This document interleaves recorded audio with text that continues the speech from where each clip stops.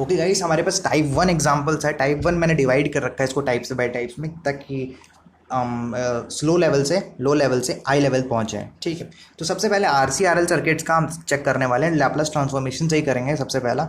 ठीक है, करंट और वोल्टेज नॉर्मली निकालना आ सकता है। ठीक है, तो कैसे हम डील करते हैं, तो आपको उठाना है, पेन उठाना है और वीडियो को स्लो करके देखना है। ठीक है, खुद से सॉल्व करना है। ओवरऑल आपको पेपर में जाके आपको ही लिखना है, तो आपका हाथ बैठा होना चाहिए पेपर के क्वेश्चंस करने के लिए। ठीक है, चलो आगे बढ़ते हैं। तो ये क्वेश्चन आता है, तो अब आपने इस बुक को तो कहीं ना कहीं देखा होगा। अगर आप आईपीओ वाले हैं तो आप इसको प्रणाम कर लें। ठीक है, चलो तो क्वेश्चन क्या कहता है, find the initial value of inductor and capacitor. अब इनिशियल वैल्यू से क्या हुआ, ट्वेल्थ क्लास याद आ गई। ट्वेल्थ क्लास में आपने पढ़ा था कि capacitor behave as short circuit.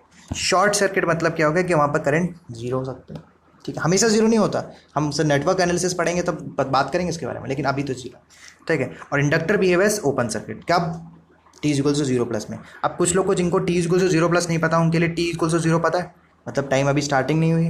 अब t equal to zero plus मतलब हल्का सा टाइम स्टार्ट हो गया, मतलब 0.0000001 सेकेंड्स, बहुत हल्का सा, मतलब थोड़ा टाइम हल्का सा, स्टार्टिंग की बात कर रहा हूँ मैं। ठीक है, तो वहाँ पर इंडक्टर का वोल्टेज 2 वोल्ट होगा। ध्यान से देखिए 2 वोल्ट दिख रहा है।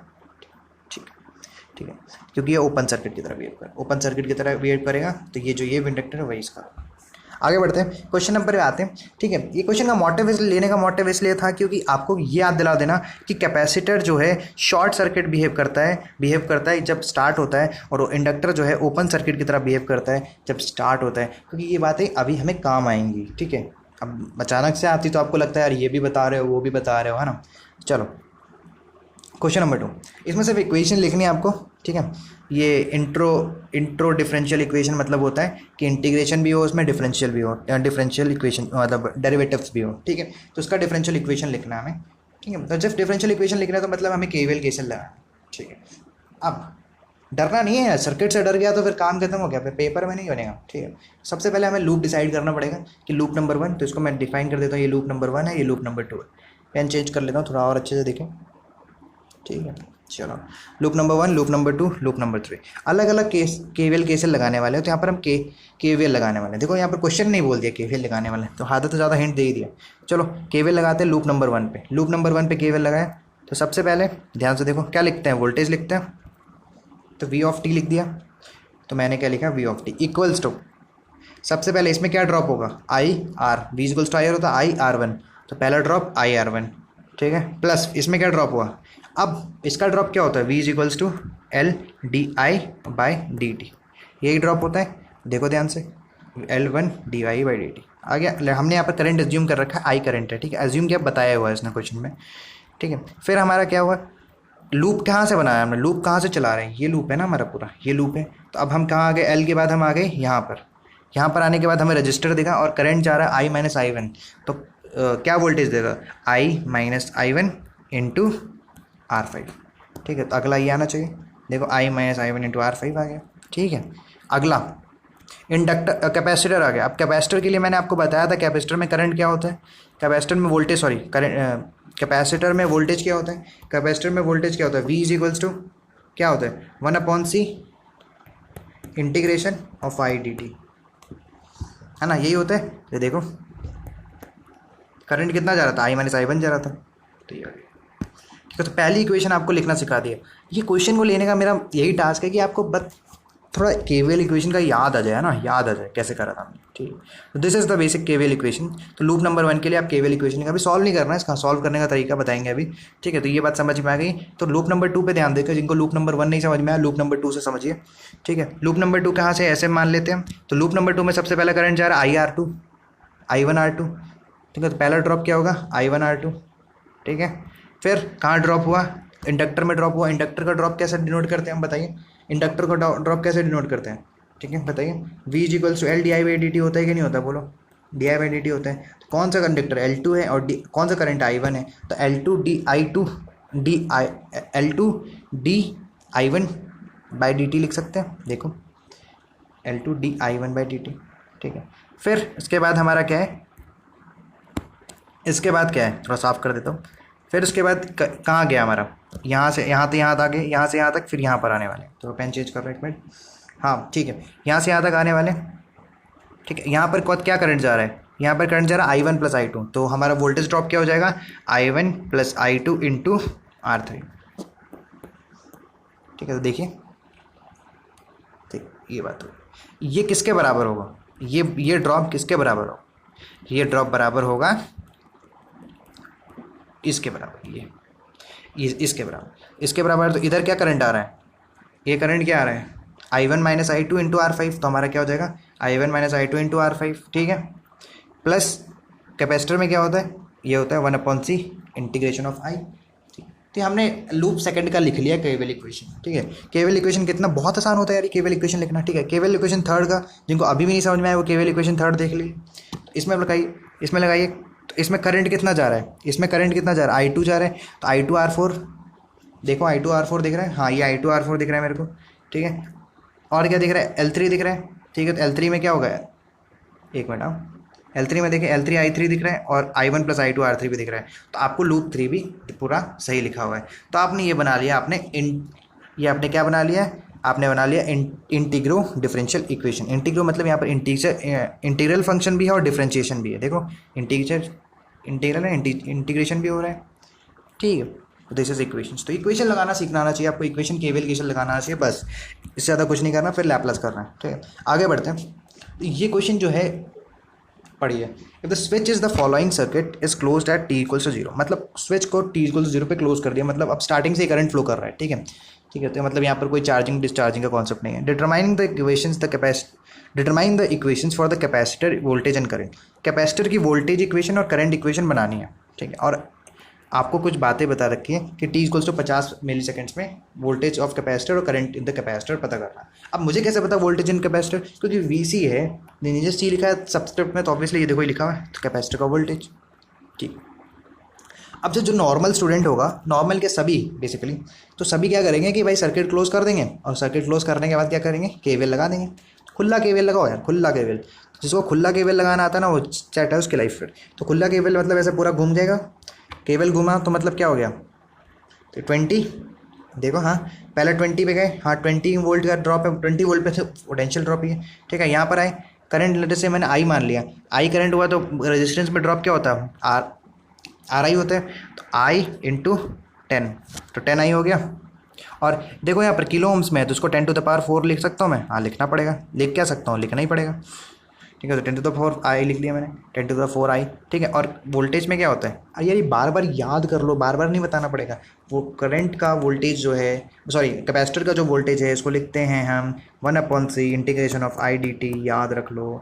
ठीक है, तो 1/c लिख लिया, I करंट आ रहा था इंटू dt। तो क्या यहाँ कितने लोगों को ये बात समझ में आ गई, जिन लोगों को ये बात समझ में आ गई बहुत अच्छा है, आप बहुत अच्छा जा रहे हैं आगे। फिर इसके बाद क्या है कि हमें अपनी इक्वेशंस के अंदर, अब ये हमें इंटीग्रो डिफरेंशियल इक्वेशन नहीं बनानी थी, हमें जब डिफरेंशियल इक्वेशन बनानी थी, तो आपको ये बात ध्यान रखनी पड़ेगी कि कोई भी इंटीग्रेशन का टर्म नहीं होना चाहिए किसी भी डिफरेंशियल इक्वेशन में। ठीक है, तो क्या करोगे आप कि इंटीग्रेशन का टर्म ना हो, तो हम क्या करेंगे, डिफरेंशिएट कर देंगे दोनों तरफ। और जैसे ही आपने डिफरेंशिएट किया तो ये तो 20 तो क्या था कॉन्स्टेंट टर्म है, तो 0 हो गया, और 10 टू द पावर 4 I क्या को डिफरेंशिएट करोगे तो सिर्फ I बचेगा। ठीक है, और इसको डिफरेंशिएट कर लो, तो ये डिफरेंशिएट करने के बाद आपको कुछ ऐसा दिख रहा है, 1/c I 1 plus 10 to the power 4 di by dt। दिखने के बाद आपको ये जनरल इक्वेशन दिख रही है, क्या दिख रही है, जनरल इक्वेशन दिख रही है, differential general first order first differential equation है। ठीक है, फर्स्ट ऑर्डर डिफरेंशियल इक्वेशन है, इसको सॉल्व करना आता है आपको, और जैसे ही आप सॉल्व करोगे I की वैल्यू आ जाएगी a e की power t upon 10 to the power 4 से। ठीक है, ये आ जाएगी, और जैसे ही I की वैल्यू आई तो आपको इनिशियल कंडीशन पे पुट करना है ना, इनिशियल कंडीशन पे I की वैल्यू t की वैल्यू 0 डालने पे हमें आपको आ गई 2 इंटू 10 टू पावर 3, तो इनिशियल कंडीशन मिल गई। अब इनिशियल कंडीशन आ गई तो फिर बस खत्म, तो इनिशियल कंडीशन आ गई 2 इंटू 10 टू पावर -3। अब आपको पूछा क्या था, पूछा था VC, तो वोल्टेज ऑफ कैपेसिटर, कितना वोल्टेज ड्रॉप हो रहा है कैपेसिटर। ठीक है, कितना वोल्टेज हो रहा है कैपेसिटर का वोल्टेज पूछा, ड्रॉप नहीं बोल सकते ना यार, पर कैसे कैपेसिटर पे ड्रॉप थोड़ा ना होगा, है ना। तो चलो, तो क्या होता है कैपेसिटर VC होता है 1/c integration of I dt, यही होता है। तो 1/c I तो पता है हमें, I क्या है हमारा, e की पावर समथिंग आया ना ये, और dt क्या है, dt से इंटीग्रेट करना है इसको। ठीक है, इसको जब इंटीग्रेट करोगे आप, ये देखो यहाँ पर इंटीग्रेट करोगे तो आपका आ जाएगा a की वैल्यू ये आ जाएगी, और a की तो आई चुकी थी, I की वैल्यू ये आ जाएगी। ठीक, थोड़ा सा कैलकुलेशन करना पड़ेगा, कैलकुलेटर होगा आपके पास, आराम से जल्दी जल्दी कैलकुलेट हो जाएगा, उसकी टेंशन नहीं, ठीक है। ई की पावर भी कैलकुलेट हो जाती है कैपिटल। नेक्स्ट क्वेश्चन देखते हैं, find the current in the given network using a Laplace transformation technique, ठीक। अब लैपलेस ट्रांसफॉर्मेशन टेक्निक यूज़ करनी है, ठीक है, कुछ और नहीं करना है, तो बस लगा लो, केवीएल लगा दो। केवीएल लगाते ही आपको समझ में आ जाएगा। अच्छा, ये 5RT दे रखा है, आरटी मतलब रैम फंक्शन देख रहा है, इसकी जगह मैं ऐसा भी लिख सकता था, इसकी जगह मैं ऐसा भी लिख देता तो आप कोई मना नहीं कर सकते। सॉरी एक मिनट, इसकी जगह मैं ऐसा भी लिख देता तो आप मना नहीं करते मेरे को, क्योंकि रैम फंक्शन आरटी तो पता ही है ना, 0 से स्टार्ट कर रहे हैं, और इसका एम की वैल्यू क्या है 5 है, मतलब स्लोप क्या है 5 है, ठीक है। तो अगर मैं स्लोप 5RT की जगह इस ये डायग्राम बना देता, तब भी आपको समझना था कि 5RT क्या आपने वेवफॉर्म सिंथेसिस पढ़ रखा है, ठीक है। तो चलो लगा दो केवीएल केसीएल। तो क्या लगाओगे, चलो यही करते हैं, हम पीछे नहीं देखते हैं, ठीक है, यही करते हैं डायरेक्टली। तो पहला क्या होगा, ये तो वोल्टेज ही है, तो 5RT, ठीक है। फिर प्लस माइनस माइनस 5I, ठीक है। फिर इंडक्टर में क्या होता है, LdI/dt होता है कि नहीं होता, L क्या हो गया 10 है, -10 di/dt, ये इक्वेशन आनी चाहिए, हम चेक करते हैं। ये देखो वही आई कि नहीं। अब 10 को 10⁻² क्यों किया कि मिली ये देखो हेनरी में चाहिए ना, हमें डील करने हैं, ठीक है। तो देखो 10⁻² कर दे, ठीक है। इसको करने के बाद आपको दोनों तरफ लैपलेस लेना है, टेकिंग लैपलेस बोथ साइड। तो आपको पता है RFT किसी भी रैम फंक्शन का लैपलेस लेते तो 1/s² आता है कि नहीं आता, देख लो, इंपॉर्टेंट हो गया ना, बोला था ना इंपॉर्टेंट याद कर रखना। तो रैम फंक्शन का लिया तो 1/s² हो गया, ठीक है। और 5I + 10⁻² SL, ठीक है। di/dt को ऐसा लिख सकते हैं, ठीक है। अब सॉल्व किया जरा इसको, थोड़ा फर्स्ट आई को वैल्यू एक तरफ कर लो और सॉल्व कर लो। तो आई की वैल्यू एक तरफ करा, आई की वैल्यू एक तरफ कर लिया मैंने, और इसको थोड़ा सा डीलिंग से सॉल्व कर लिया। और जब सॉल्व करोगे तो पार्शियल फ्रैक्शन लगाओगे, पार्शियल फ्रैक्शन लगाते ही आपको दिखने लगेगा आपको सब चीज़ें कि 1I = AU TR + 1/500 E। अब किसी को यहाँ पर ये लग सकता है कि A क्या है, ए कोई भी कांस्टेंट टर्म हो सकता है। आपको ए निकालना है तो आप बताइए क्या करिए, टी की वैल्यू 0 पुट कर दीजिए, टी की वैल्यू इनिशियल कंडीशन 0 पुट कर दीजिए, तो आपको ए की वैल्यू निकल जाएगी। अभी निकालते हैं, तो उससे पहले मुझे एक बात बता लेने दो। ये बात ये है कि अगर आपने 1/s का लैपलेस लिया है, हमें पता है 1/s का लैपलेस क्या होता है, 1 होता है, ठीक है। तो आप सिंपली 1 नहीं लिखोगे, आप U लिखोगे, क्योंकि हमें पता है ना 1 क्या होता है, U होता है, इम्पल्स, ठीक है। तो जहाँ पर भी 1 आएगा लैपलेस, वहाँ पर U लिखोगे, ठीक है। चलो वहाँ जहाँ पर 1/s² आएगा वहाँ पर क्या लिखोगे, R लिखोगे। R भी लिख सकते हो, या तो फिर क्या लिख सकते हो, T(U). ये बात कर चुके हैं हम कि R को T(U) भी लिख सकते हैं, ठीक है। ये छोटी मोटी बातें हम कर चुके हैं, ठीक है। तो हमें ए की वैल्यू निकालनी है, तो ए की वैल्यू हम निकालने के लिए मैंने आपको बताया कि टी की वैल्यू 0 पुट करना, ठीक है। तो आपको ए की वैल्यू आ जाएगी। नेक्स्ट क्वेश्चन पे आते हैं, बहुत सारे क्वेश्चन ले रहे हैं, देखो पेन चलाओ, अपने अपन लगे केवीएल क्वेश्चन निकल, मेरा तो काम ऊपर ऊपर से बताने ना, तो मैं बता देता हूँ, मैं समझा रहा हूँ कैसे करना है, ठीक है। क्वेश्चन समझो, consider the RL circuit, RL circuit है बोला ना, RC सर्किट हम देख चुके हैं, अब RL सर्किट में आ चुके हैं, ठीक है। रेजिस्टेंस दे रखा है, इंडक्टेंस दे रखते हैं, ठीक है। Excited by 20 volt DC source, ठीक है, 20 वोल्ट DC सोर्स एक्साइट कर रखा है। Initial value of current in the inductor, मतलब क्या दे रखा है, करंट इंडक्टर में करंट जो इनिशियल वैल्यू है वो 2 एम्पियर दे रखा है, इस बार 0 नहीं अज्यूम करना है, ठीक है। Using the Laplace determine the current I निकालना है, तो कोई बात नहीं समझ में आया कैसे लगा दो, सॉरी केवीएल लगा दो, बस हो गया काम। तो केवीएल लगाओ जरा, 20 - 4 टाइम्स ऑफ IT, तो ये हो गया। तो देखो लगा देता हूँ केवीएल, तो देखो सबसे पहले कहा यहाँ ड्रॉप हुआ, I करंट है तो 4 × I 4I हो गया, प्लस 1 × di/dt लिख सकते हैं इसको, क्योंकि इंडक्टेंस तो 1 है, LdI/dt होता है, हाँ चलो बढ़िया।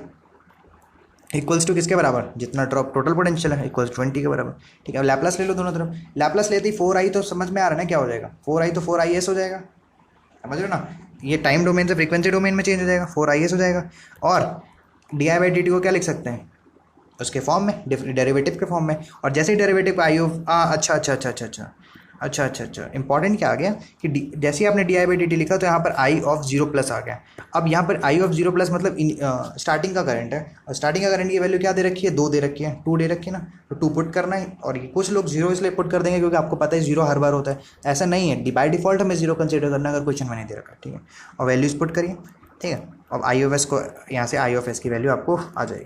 तो I(s) की वैल्यू निकालने के लिए आपको थोड़ा सा मेहनत करनी पड़ेगी। किस तरह की मेहनत, कि आपको S के फॉर्म में इक्वेशन लानी पड़ेगी, ये इक्वेशन आ गई, और फिर इसका इन्वर्स लैप्लास ट्रांसफॉर्मेशन लेना पड़ेगा, इन्वर्स लैप्लास ट्रांसफॉर्मेशन। तो हमारे पास ये इक्वेशन है और इसका इन्वर्स लैप्लास ट्रांसफॉर्मेशन लिया तो हमारे पास ये आ गया। ठीक है, अच्छा e की पावर -4t को है कि चलो रिवीजन करा देता हूँ। तो s+4 है ना, s+4 है, 4 टाइम्स पीछे चला गया, एडवांस हो गया, आगे चला गया मतलब। ठीक है, चलो तो this is all about the type 1 question. ऐसे ही हम करंट निकालते हैं, ऐसे ही वोल्टेज निकालते हैं।